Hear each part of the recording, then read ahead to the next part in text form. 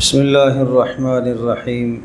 عن أبي ذر ومعاذ بن جبل رضي الله تعالى عنهما أن النبي صلى الله تعالى عليه وسلم قال 6 أيام ثم أعقل يا أبا ذر ما يقال لك بعد. فلما كان اليوم السابع قال أوصيك بتقوى الله في سر أمرك وعلانيته، وإذا أسأت فأحسن ولا تسألن أحدا شيئا، وإن سقط صوتك ولا تقبض أمانة، أو كما قال عليه الصلاة والسلام۔ حضرت معاذ بن جبل رضی اللہ تعالی عنہ اور حضرت ابو ذر رضی اللہ تعالی عنہ دونوں یہ روایت نقل کرتے ہیں کہ ایک مرتبہ رسول اللہ صلی اللہ تعالیٰ علیہ وسلم نے یہ ارشاد فرمایا، ابو ذر خیال کرنا، کچھ بات میں آپ کو کہنے لگا ہوں اور اسے یاد کرنا، اس پہ عمل کرنا۔ دوسرے دن پھر کہا، ابو ذر خیال رکھنا، میں کچھ کہنے لگا ہوں۔ تیسرے دن پھر کہا، ابو ذر خیال رکھنا، کچھ بات میں آپ کو کہنے والا ہوں اور اس بات کو یاد رکھنا اور اس پر عمل کرنا۔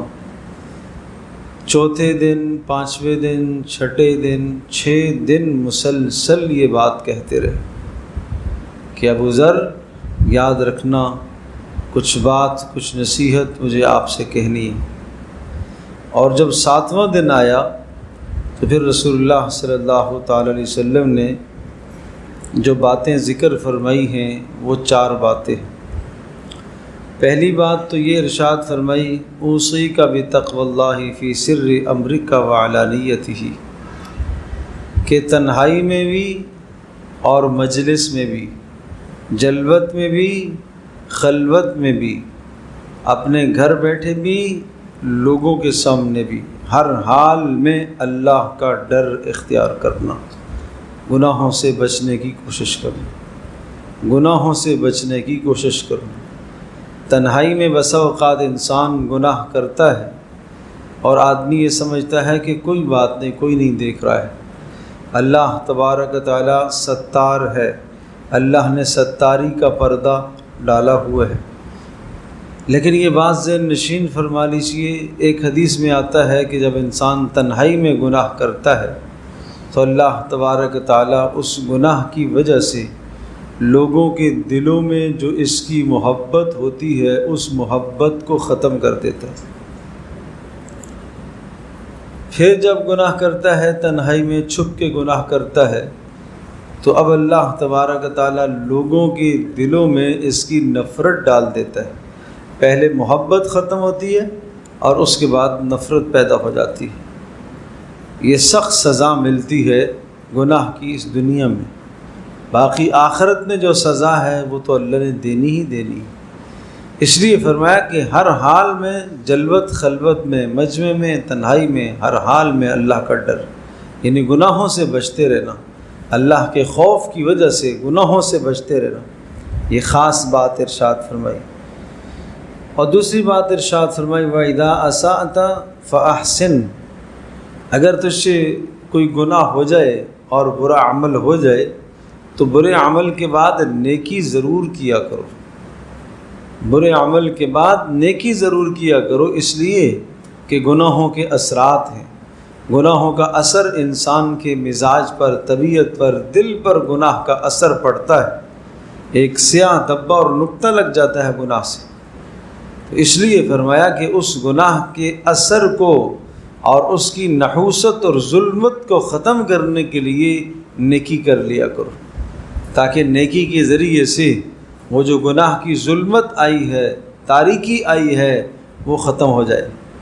اور امام غزالی رحمۃ اللہ علیہ ارشاد فرماتے ہیں کہ اگر آنکھ کا گناہ ہوا تو پھر آنکھ سے نیکی کرو، زبان کا گناہ ہے تو پھر زبان سے نیکی کرو، ہاتھ کا گناہ ہے تو پھر ہاتھ سے نیکی کرو، کان کا گناہ ہوا تو کان سے نیکی کرو، غرض جس عضو سے گناہ ہوا اسی عوض سے نیکی کرو، تاکہ اس گناہ کے بعد نیکی کرو گے تو تلافی ہو جائے گی۔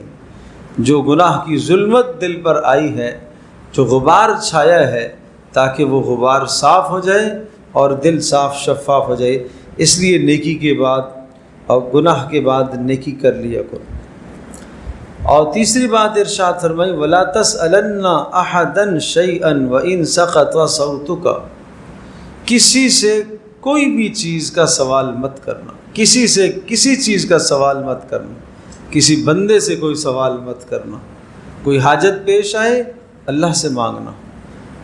صلاۃ الحاجت کا طریقہ ہم بتا چکے ہیں، کوئی حاجت پیش آئے براہ راست اللہ سے مانگو۔ اگر ایسی حاجت ہے جس حاجت کا تعلق اللہ سے ہے وہ بھی، اور وہ حاجت جس کا تعلق کسی بندے سے ہے، جب بھی دونوں صورتوں میں اللہ کی طرف رجوع کرو۔